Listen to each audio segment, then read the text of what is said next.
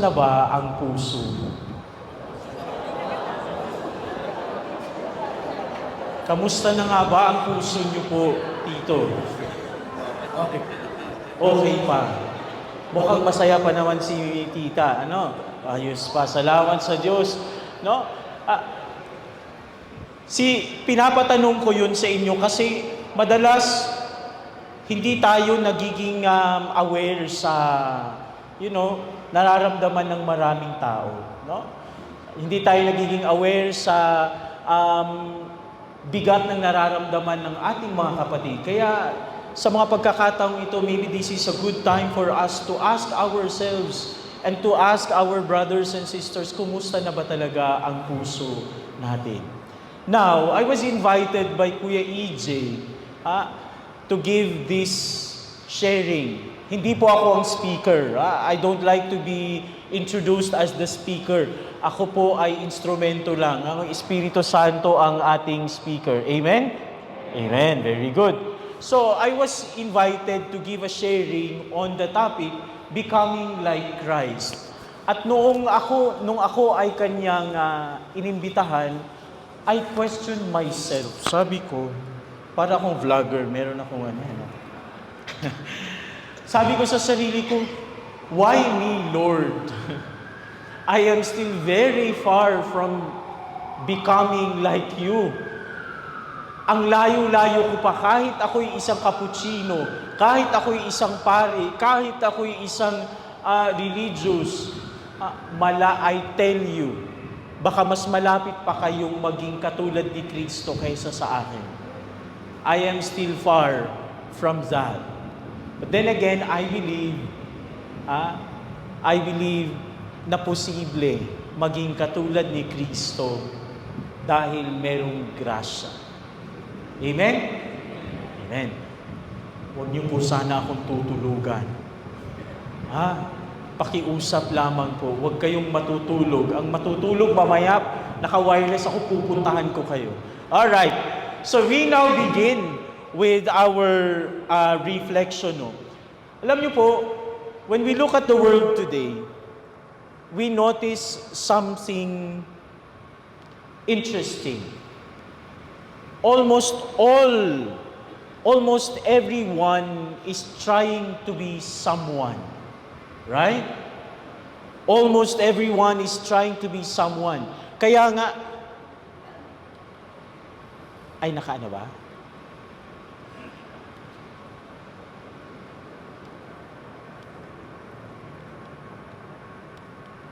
Kaya nga, babalikan natin yung tanong, no? Nung tayo'y mga bata pa, what do you want to become when you grow up? Tita, kung babalikan natin yung buhay mo noon, no? Ano ang gusto mong maging bago kayo maging member ng MFC? Madre. Gusto nyo maging madre. Bakit? Dahil idol ko yung mga madre kong teachers. Idol ni Tita yung mga madre nilang teachers. Ba't ayaw nyo nang tumingin sa akin ngayon? Tito, nandito ako. Ayaw niyong tumingin eh. Nung kayo'y bata, what do you want to become when you grow up? I want to be a pilot. A pilot, why? Kasi nung bata ako, malapit kami sa airport eh. Oh. So nakikita ko yung taking off and landing of airplanes. Okay. Talagang, buti na lang naka-wireless. Salamat Kuya EJ. Parang hindi matulog tong mga to. Yes, Tita. Kanina ko pa siya nakikita eh. Sabi niya, tawagin mo ko, Father. Sige, Tita. I want to be a nurse. Oh, nurse. Bakit naman po? I want to take good care of the sick people. Very good.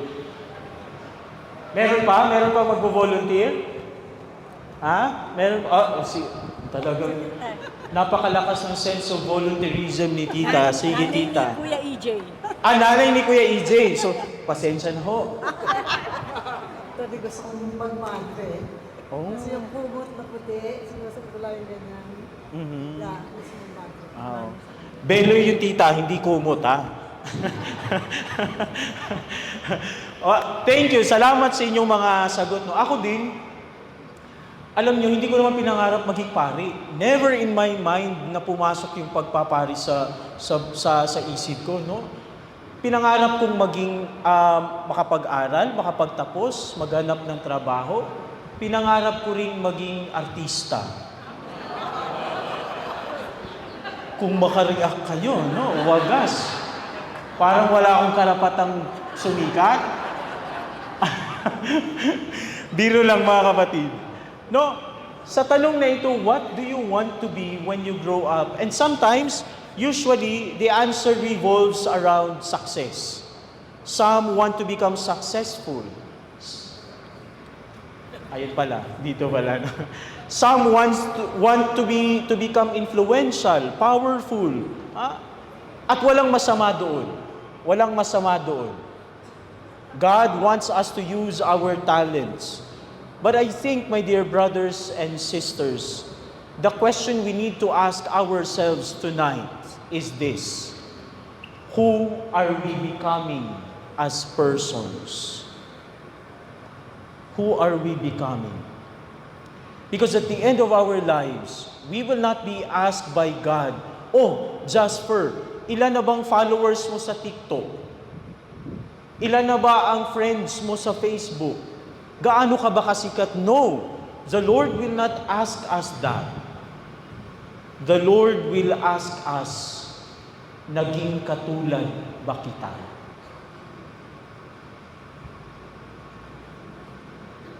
And this is a challenge, especially to you, members of the missionary families of Christ. In your affiliation sa organization na ito, nagiging katulad ba kayo talaga ni Kristo?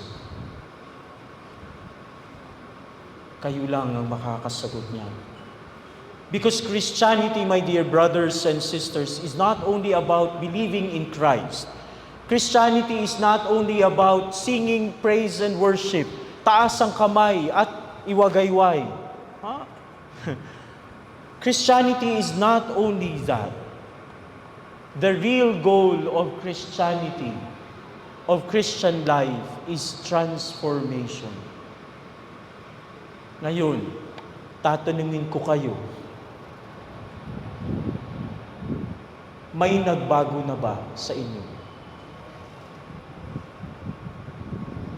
O hanggang ngayon, chismosa pa rin tayo. Hindi ko masyadong nilakasan, baka nakatrompa ako. May nagbago na ba sa atin? Sa ating pagiging member sa MFC, mas naging loving ba tayo? Kinder, compassionate, and merciful toward others? Because if not, kailangan nating i-evaluate muli ang ating sarili. Kaya nga, di ba, in Paul's letter to the Galatians, sabi ni San Pablo, "It is no longer I who live, but Christ who lives in me." Parang sinasabi ni San Pablo, hindi na si Kristo, hindi na ako ito. Si Kristo na yung nabubuhay sa akin. Ibig sabihin, my thoughts, ibig sabihin, kung si Kristo na ang nabubuhay sa akin, my thoughts begin to resemble the thoughts of Christ. The way I love, the way I treat others resembles the way Christ treat other people.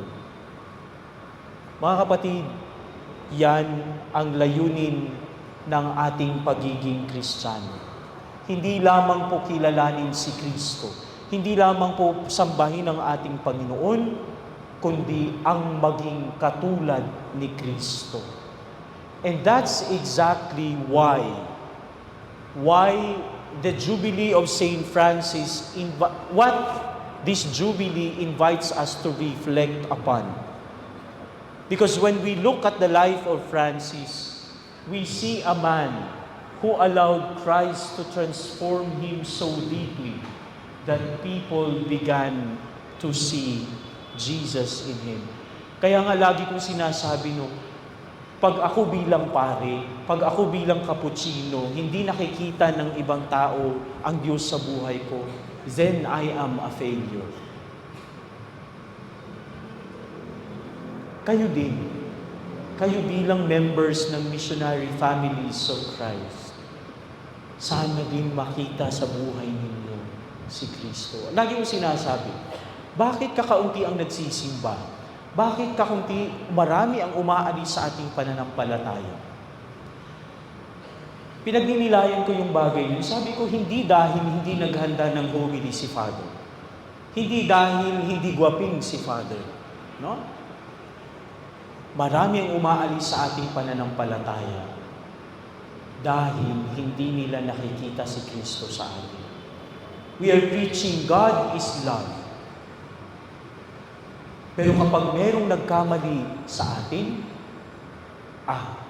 kung makapagmura tayo, wagas sagad hanggang buto.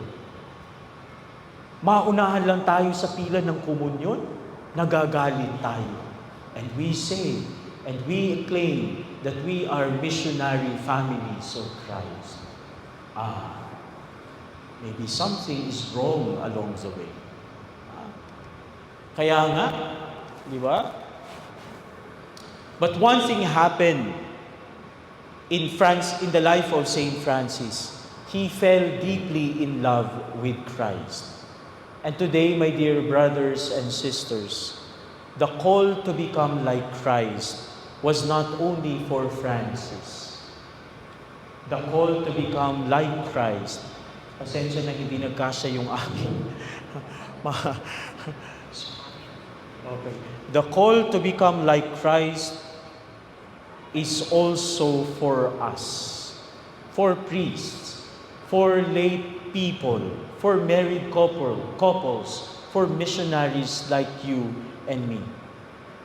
Because the ultimate vocation of every Christian is this, to become like Christ in the world. Not to become another Christ, but to become like Christ in the world. Kaya nga ngayon, pagninilayan natin ang bagay na ito, no? Buhay pa ba? Kaya pa? Meron pa tayong mga 30 minutes and 2 hours. Okay. Mga kapatid, kung magiging totoo tayo sa ating sarili, becoming like Christ is not easy. Madali ba, tita, na maging kagaya ni Kristo? Mahirap, no? Mahirap ang maging kagaya ni Kristo. Kaya nga, di ba, Lord, patawad. Diba? Ako lang nakarelate sa kanta. Minsan iniisip natin, posible ba talaga ang maging katulad ni Kristo? Because when we look at Jesus Christ, we see someone who loved perfectly. Every time we look at Jesus, we see someone who forgave those who hurt Him, who served without counting the cost. At kapag titignan natin si Jesus, talagang masasabi natin parang imposible ang maging kagaya niya. But the beautiful thing about the Christian life is this: God does not only command us to become like Christ, He shows us that it is possible. Posible. And throughout history, ipinakita ng Diyos yun. Throughout history, ibinigay ng Diyos, ipinadala ng Diyos ang mga lalaki at mga babae na namuhay ng tapat para sa Ebanghelyo. And one of the most beautiful examples is a young man from Assisi, Francis of Assisi. People would call Francis of Assisi another Christ. Another Christ.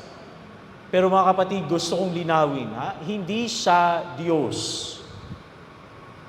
He was called another Christ because He loved like Christ, because He served like Christ, because He forgives like Christ. Meron ngang isang event sa buhay ni San Francisco, no? Nung siya ay nasa Laverna, Mount Laverna, isang bundok sa Assisi, no? During that, pumunta siya sa bundok. And during that time, ang Franciscan congregation ay nagkakagulo. Si Francisco ay... Check mic. Parang pinapatapos na ako. Naririnig ba? Meron ba? Wala. Oh, mahina. Baka yung battery. Check mic testing. Okay. Kaya nga nung nasa bundok na siya ng Laverna, remember, malapit na siyang mabulag. Mahina na ang kalusugan ni San Francisco. Nag-aaway-away na ang mga kapatid. Check. Alright. Thank you. Check. Hello. Check. May concert pa ako bukas, kuya. Mic testing. 1, 2, 3. Alright. O baka dahil malayo ako. Lalapit tayo. Check. Okay. So, nung time na yun, nasa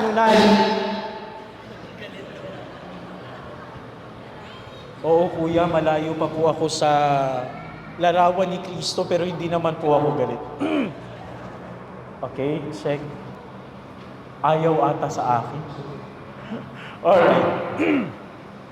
So, ano po?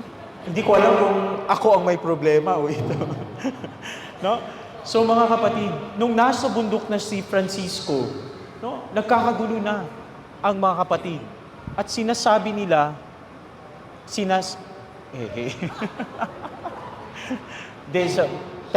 ganito talaga pag live, no? Ganito talaga pag live. So sinasabi ng mga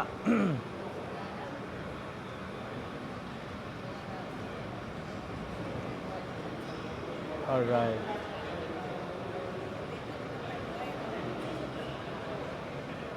Oh, chill lang tayo. Okay. Everything is under control.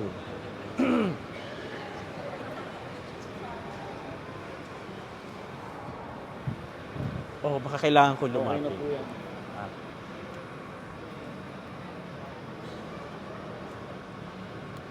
Hello.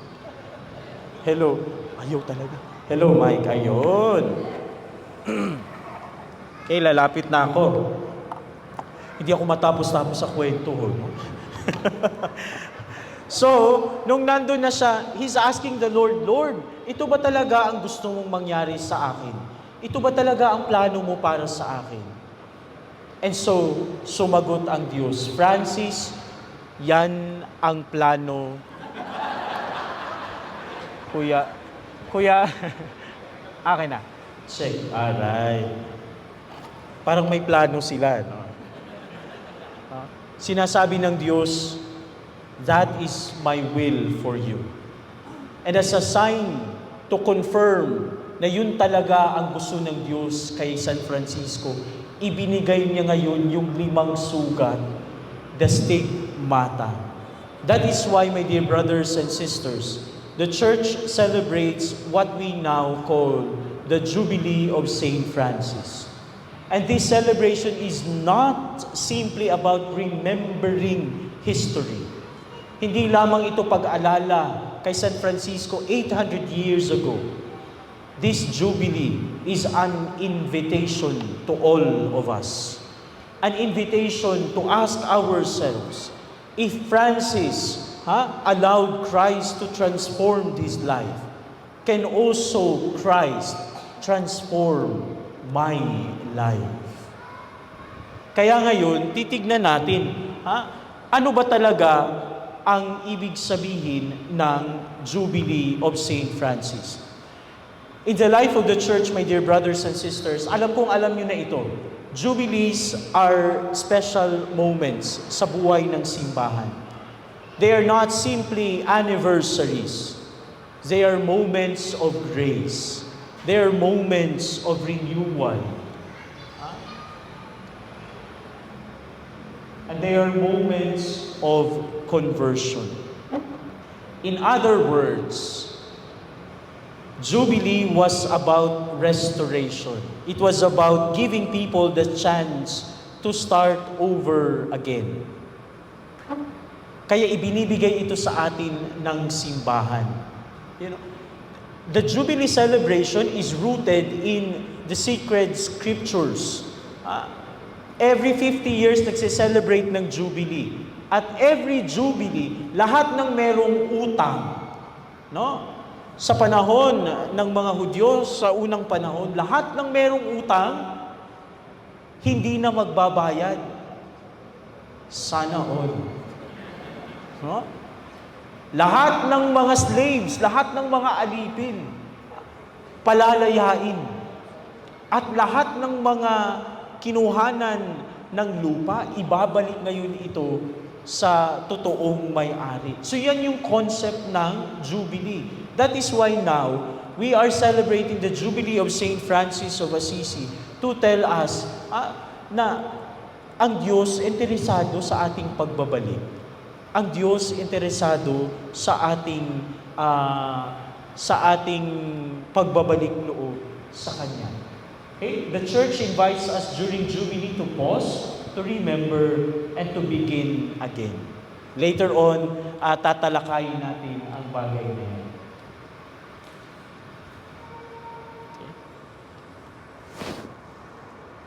Okay. Now, talakayin lamang natin briefly yung stigmata event sa buhay ni San Francisco. No? According to the early Franciscan sources, something extraordinary happened. Francis had a vision of a crucified seraph. Alam niyo po yan, yung pangalawang ito yun, yung pangalawang image dito, panel, yan yung vision ni San Francisco. Nakakita siya ng isang anghel na mayroong 6 na pakpak, na mayroong sugat sa kamay, sa paa, at sa tagiliran. And these wounds are what we call the stigmata. Yang mga sugat na yan yung sugat na natanggap din. The very same wounds Francis received from the Lord. At gusto kong sabihin sa inyo mga kapatid, hindi ibig sabihin nito na naging Diyos si San Francisco. Hindi ibig sabihin na pumalit siya kay Kristo. What it means is this: his life became a transparent reflection of Christ. Every time na nakikita nila si San Francisco, nakikita nila si Kristo na mapagmahal, na nagpapatawad, compassionate, and merciful. In other words, the gospel was no longer just something Francis preached. The gospel had become something he lived. Hindi ba kayo naiiyak doon? Na magpahanggang ngayon, malayo pa rin tayo sa katotohanan ito. Mga kapatid, this Jubilee is a wake-up call. Sana you were able to realize that our society today, Bisaya man, sorry. Nahuli tuloy. No, our society today is crying. That is why this Jubilee of Saint Francis is a spiritual wake-up call para sa ating lahat. This is a reminder that holiness is not reserved for saints. Holiness is a calling for all of us.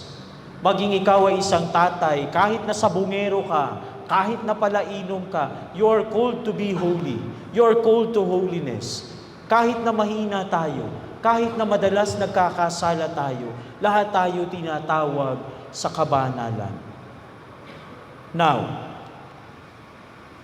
sabi nga na sa Lumen Gentium, di ba? All the faithful, whatever their condition or state, are called by the Lord to the fullness of Christian life and to the perfection of charity. Malinaw yun, ha? Malinaw yun. So now, what does it mean to become like Christ? Sige nga. What does it mean to be... Di na ako makakalayo. Parang may sabotahe talaga. I know you. Okay, what does it mean to become like Christ? Mga kapatid, the church teaches very clearly that the ultimate goal of Christian life is union with Christ. Kaya nga sinasabi, Sharan. Okay, next slide please.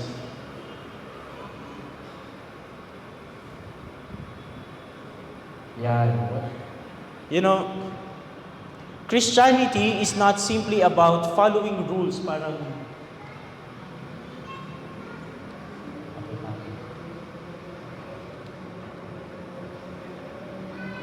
pakibalik po, pakibalik. Sorry. Ganyan talaga pag live, no? Okay. Christianity is not simply about following rules or belonging to a religion. It is about a relationship that transforms us. Kaya nga yung ating pananampalataya is relational. Yung ating spirituality bilang mga Katoliko, Kristiyano is relational spirituality. The Catechism of the Catholic Church expresses this beautifully. The Christian life aims at bringing about an ever more complete union with Christ.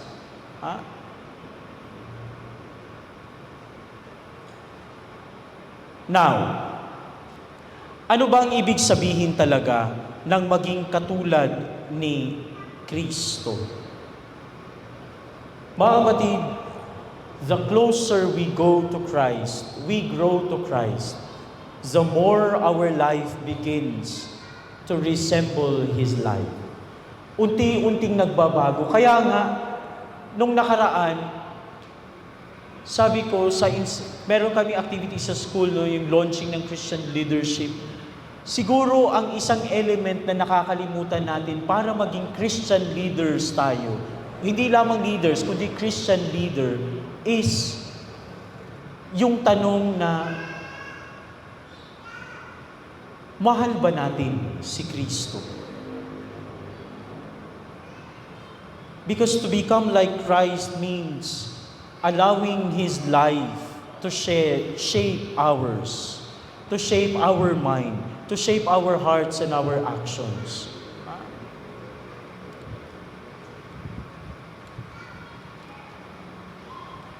Yeah, ito yun. Okay, there are 3 concrete ways I will be sharing sa inyo mga kapatid on how to become like Christ. Number 1, think like Christ. Saint Paul in his letter to the Philippians, sabi niya, have among yourselves the same attitude that is also yours in Christ Jesus. Ibig sabihin, have the mind of Christ. Ano bang pag-iisip meron tayo? Ano bang pag-iisip meron tayo? Sometimes, masyado tayong sakim at gahaman. Naglilingkod tayo sa simbahan, pero meron tayo mga ibang agenda sa ating buhay. Naglilingkod tayo kunwari, naglilingkod, pero we want affirmations. We want fame. Anong ibig sabihin nito? To think like Christ means learning to see the world the way Jesus sees it. The world often teaches us to think in terms of power, of competition, of success. Pero sinasabi ni Jesus, think with humility. Tayo ba? Mababa ba ang loob natin? May sumagot na oo, salamat sa Diyos. Eh yung iba, may kababaang loob pa ba sa atin? Instead of asking, how can I be greater than others? Christ asks, how can I lift others up? Tayo mainggitin. Kapag nag-success yung ating kapitbahay, hinihila natin pababa. Pero take note, nagsisimpa tayo nagro-rosaryo tayo, nagpe-praise and worship tayo. Pero yung ating ugali, taliwas naman sa sinasabi o taliwas naman sa ating sinasampalatayan. To think like Christ is to think with compassion. Diba?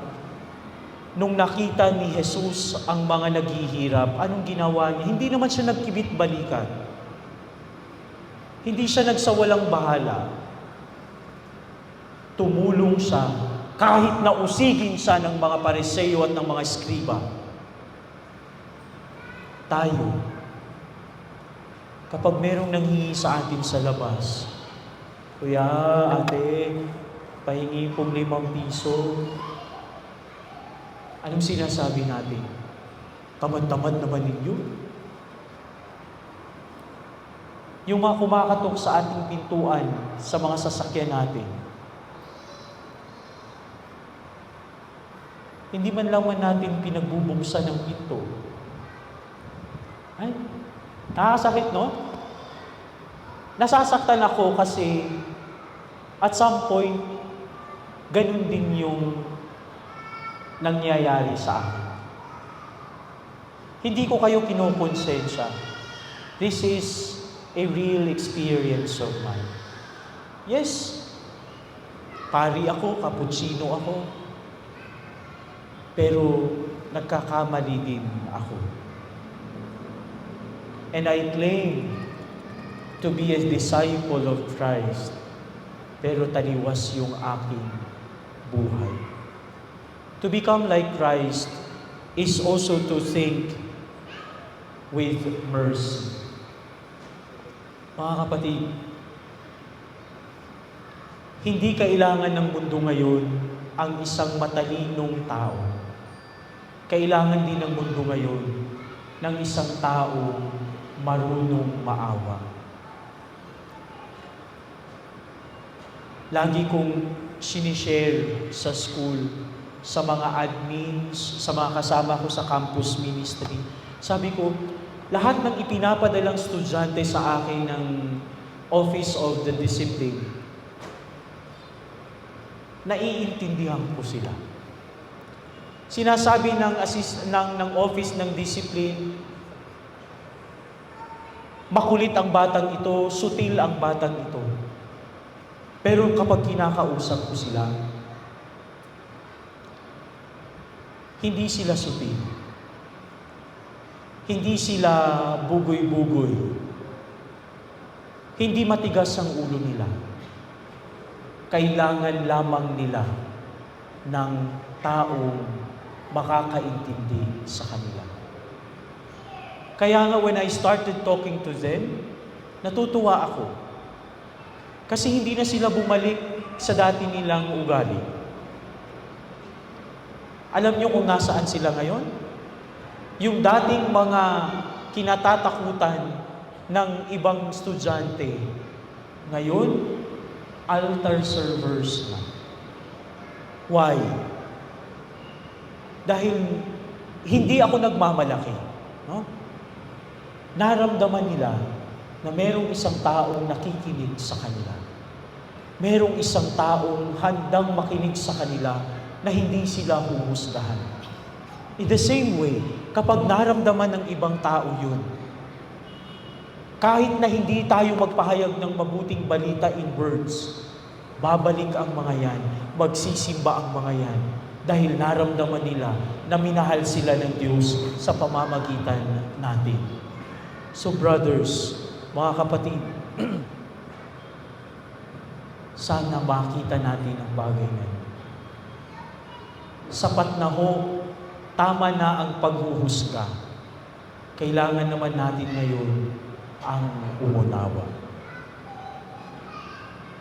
To become like Christ is to think like Christ. Second, to love like Christ. If there's one thing that defines Jesus, it is love. But not just any kind of love. Kaya nga, di ba, sabi ni San Juan sa kanyang ebanghelyo, Jesus said to His disciples, love one another as I have loved you. Jesus did not say, love others as you want to love. Ang sabi ni Jesus, love as I have loved you. Paano ba magmahal ang ating Panginoon? Nagmamahal siya ng walang limit. Nagmamahal siya ng walang kondisyon. Tayo yung pagmamahal natin may kondisyon no? Okay, bibigyan kita ng baon mo basta nakakuha ka ng perfect score sa quiz mo ngayon. May kondisyon. Pero ang pag-ibig ng Diyos, walang kondisyon. Ilang beses sa buhay ko bilang Kaputsino, sa buhay ko bilang religious, ilang beses na ata akong umiyak. Bakit? Dahil sa buhay ko, nakita ko kung paano ako minahal ng Diyos. Sa kabila ng kahinaan ko, sa kabila ng karumihan ko, patuloy akong niyayakap ng Diyos. Sana mga kapatid, maramdaman din ito ng mga taong pinaglilingkuran natin. Huwag lang sana tayong Kristiyano sa pangalan. Huwag sana lamang tayong Kristiyano sa mga praise and worship na ginagawa natin, sa mga prayers and households na ginagawa natin. Sana maging Kristiyano din tayo in the way we love and treat others. Buhay po ba kayo? Salamat sa Diyos. Akala ko natutulog na kayo. The love of Christ is sacrificial love. Ito yung pagmamahal na handang magbigay ng sarili para sa iba. At dito din tayo tinatawag.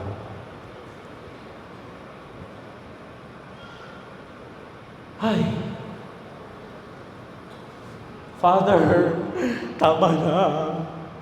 Ang layo-layo pa namin sa pagiging katulad ni Kristo. Ayos lang. At least now, we realize that we are still far. Pero kaya nating magbago. Number 3 is to serve like Christ. Mga kapatid, in a world that often values power and status, Jesus gave a completely different model of greatness. He said, the Son of Man did not come to be served, but to serve. Imagine that. Yung Diyos na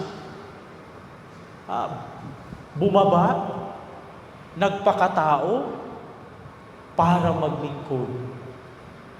Tayong tao, nagmamataas at ginagawang Diyos ang ating mga sarili. Tignan yung nangyayari sa ating gobyerno. Tignan yung nangyayari sa ating lipunan. Lahat gustong maging powerful. Lahat gustong maging sikat.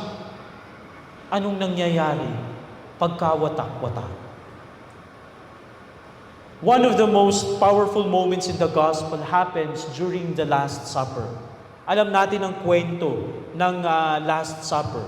Jesus, the Master and Lord, knelt down and washed the feet of His disciples.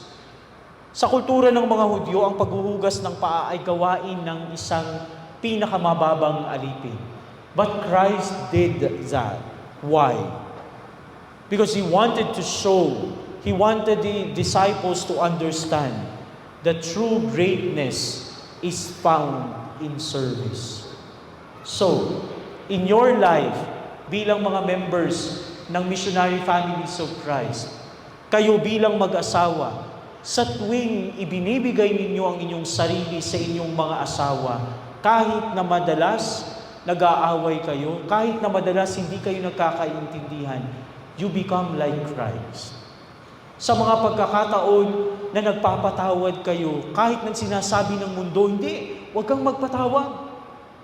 Sinampal ka, sampalin mo rin. Binato ka, batuhin mo rin. Sa tuwing nagpapatawad tayo, sa tuwing nagsisilbi tayo, nagiging katulad tayo ni Kristo. So, my dear brothers and sisters, what does it mean to become like Christ?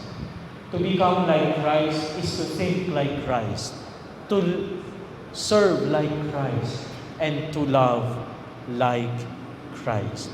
Ngayon, let us bring everything closer to home. How are we going to become like Christ as members of MFC? Pinag-usapan na natin yung buhay ni San Francisco, pinagnilayan na natin kung paano ang maging kagaya ni Kristo. But the real question is this: what does this mean for you as members of the missionary families of Christ? Because your vocation is not, or your vocation is something very beautiful and important in the life of the church. You are not simply a community. Mga kapatid, you are not simply an organization. You are missionary families. Alam kong alam na ninyo ito, no? Hindi kayo tinawag ng Diyos para maging mabuting pamilya. Tinawag kayo ng Diyos para maging misyonerong pamilya. Your homes are not meant to be the only places where people eat, sleep, and work. Yung mga tahanan natin ay dapat maging lugar kung saan nakakasalamuhan natin si Kristo. Tito na naka-blue. Oo, kinakabahan na si Tito. Yung bahay ba ninyo, yung tahanan ba ninyo, ay tahanan kung saan na-encounter ng inyong mga anak si Kristo. Well and good. Opo, sabi. Yung marami sa atin, sabay-sabay pa ba tayong kumakain? Sabay-sabay pa ba tayong nagdadasal? O wala na? Huh? Sabi ng Catechism, the Christian home is a place where children receive the first proclamation of the faith. For this reason, the family home is rightly called the domestic church. Kaya nga every binyag, lagi kong sinasabi, memorize na ng photographers yung aking homily sa binyag. Lagi kong sinasabi sa binyag, a good education starts at home. Yung pagmamahal sa Diyos at pagmamahal sa kapwa ay dapat unang natututunan sa loob ng tahanan. Hindi yan unang responsibilidad ng mga teachers. Responsibilidad ninyo yan bilang mga magulang. Mga kapatid, before a child learns about God in a parish or in a school, the first place where they encounter God should be the home. Kaya nga na-inspire ako sa kwento ni Kuya EJ nung nagbigay siya ng Lenten Recollection sa amin, sa mga empleyado sa Lourdes School of Mandaluyong.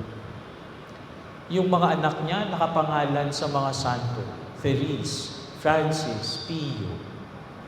Napakaganda ng parenting style na ginagawa niya. At doon nakita ko na sila Pio, Francis at Therese,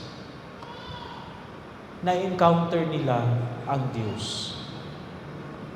Now, I'd like to propose 3 ways. Hindi ko sinasabing absolute ito, no? Maaring meron pa, pero ito yung pinagnilayan ko. Number 1, becoming like Christ in the family. The first mission field is not far away. It is not in another country. The first mission field is the home. ang unang lugar kung saan tayo tinatawag na maging katulad ni Kristo ay ang ating mga sariling pamilya. Kaya lagi kong sinasabi, hindi natin kailangan pumunta sa Iran para ipahayag ang mabuting balita at tumigil ang gyera. Bumalik tayo sa ating mga sariling pamilya kasi maaaring marami sa mga kasama natin sa bahay ang nangangailangan ng pagpapahayag ng salita ng Diyos. The first mission field is the home. Ang unang lugar kung saan tayo tinatawag na maging katulad ni Kristo ay ang ating sariling pamilya. How we speak, how you speak to your spouse, how patient you are with your children. Doon nagsisimula ang pagiging katulad ni Kristo. At aminin natin, mahirap. Aminin natin, failure pa rin tayo sa bagay na ito. Sometimes the hardest place to live the gospel is inside the house. Naalala ko, katikista na ako noon sa Jensen. Galing po ako ng General Santos, no? Lumaki ako sa Mindanao. Katikista na ako, lagi akong nagsiserve. Pag Sunday, maaga ako sa simbahan. Basta buong buhay ko nasa simbahan na ako. Pero kapag kinakausap ako ng nanay ko, nagagalit ako. Ayoko nung pinapakialaman ako. Ayoko nang merong kumokorek sa akin. See? The hardest place to live the gospel is inside the house. Why? Kasi doon lumalabas yung pagod. Doon natin nakikita yung weakness ng bawat isa. Doon lumalabas na yung irritation ng bawat isa. But precisely there, my dear brothers and sisters, Christ invites us to grow. When a husband, tita, kapag pinapatawad mo si kuya, si tito, sa kabila ng kanyang kahinaan, kapag minahal mo siya sa kabila ng kanyang karumihan, doon kayo nagiging katulad ni Kristo.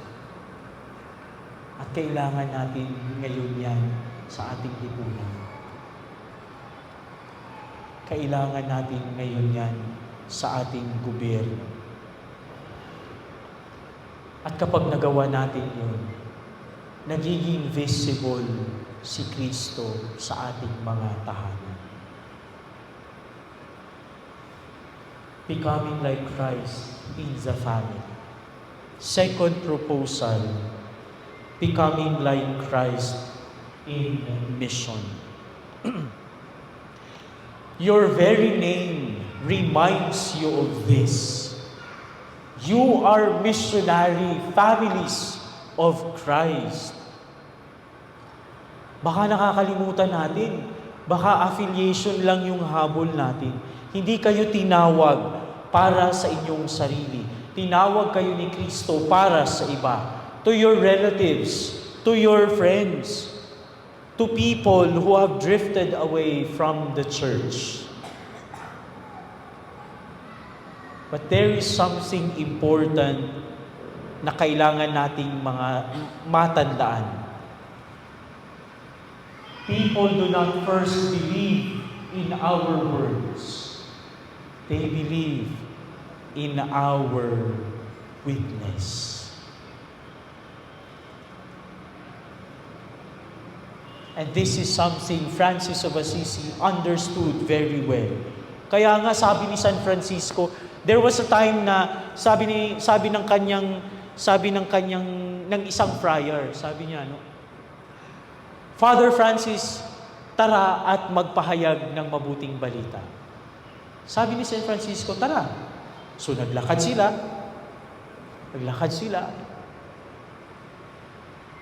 Nakabalik ngayon sila sa bahay.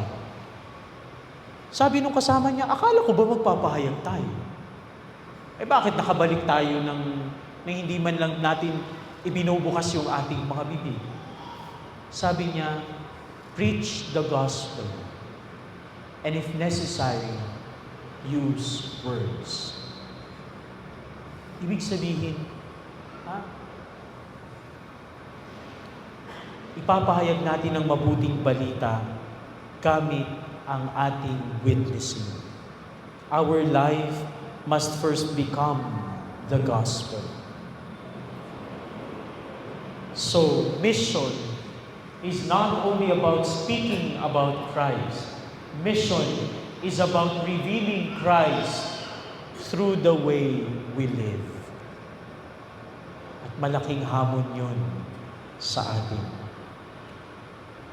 Number 3, becoming like Christ through simplicity of life. Francis chose to live a life of radical simplicity, but he did not do it because poverty was romantic. He did it because he wanted Christ to be enough. Nasaktan ako nung sabi nung mga kaklase, di ba? Nung kami nag-aaral, ako'y nag-aaral ng philosophy at theology sa mga SVDs. Yung batch namin, nag-aabito kami. Ito yung suot namin. Sumasakay kami sa jeep, nakaganto kami. Kasi ito naman talaga yung damit namin. Sabi ng aming mga professors, sabi niya, capuchin nga kayo. You profess the vow of poverty, pero Birkenstock naman yung sandal niyo. Magkano Birkenstock? 6,000, 7,000. Napatigil ako. My goodness. Pinoprofess namin ang poverty. Poverty nga from here to here. Pero pagdating sa paa, hindi ho ako naka-Birkenstock. Naka-outland lang ho Nag-promote pa. No? I mean, mga kapatid, he did it because he wanted Christ to be enough. Sometimes this is the temptation sa amin. In our desire to live poor life, ang tendency is to acquire more.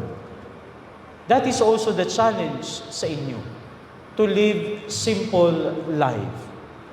Because the more attached we become to possessions, the harder it becomes for us to follow Christ freely.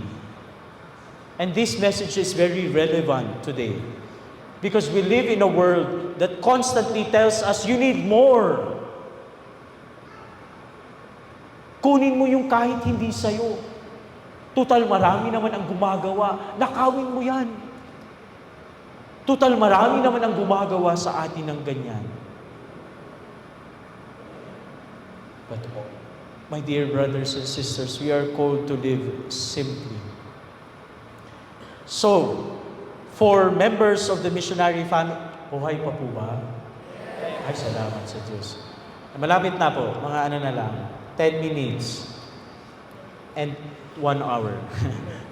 So, no, for members of the missionary families of Christ, becoming like Christ happens in a very concrete ways. In the love you show within your family, in the witness you give in your mission, and in the simplicity with which you live your lives. Now we go to Francis of Assisi. Ano nga ba ang sikreto ni San Francisco ng Assisi? Hindi daw discipline. Hindi daw discipline. Ano kaya sikreto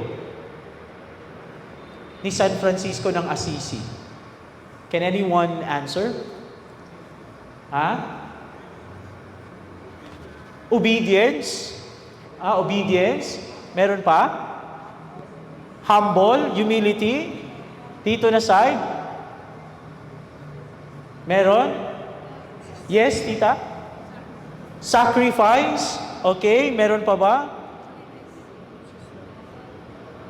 But when we look deeper into the life of Francis, we discover that his secret was not discipline.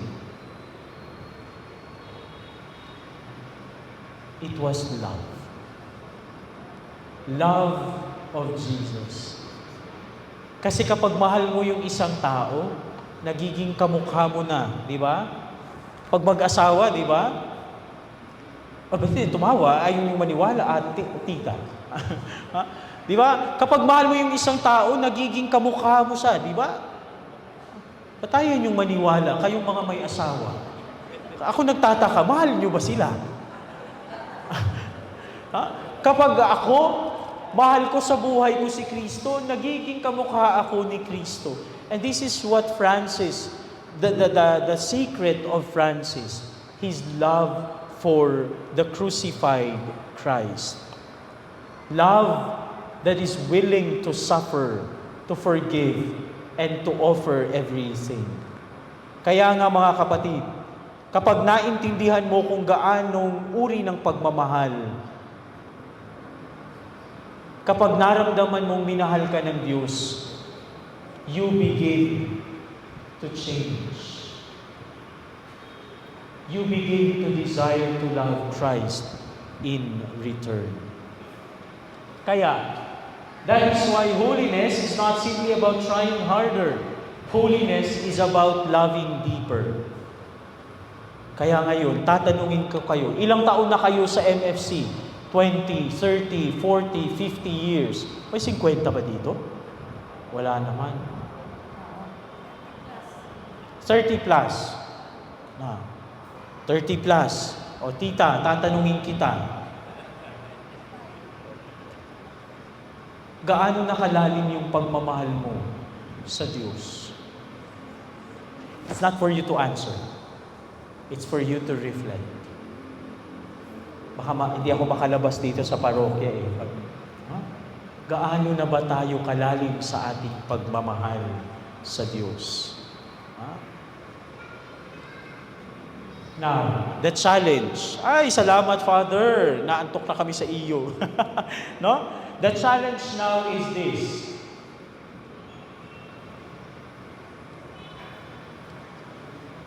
The world does not only need people who carry the name Christian. The world needs people in whom Christ can be seen. Not people who merely call themselves Christians, but people who forgive when it is hard to forgive.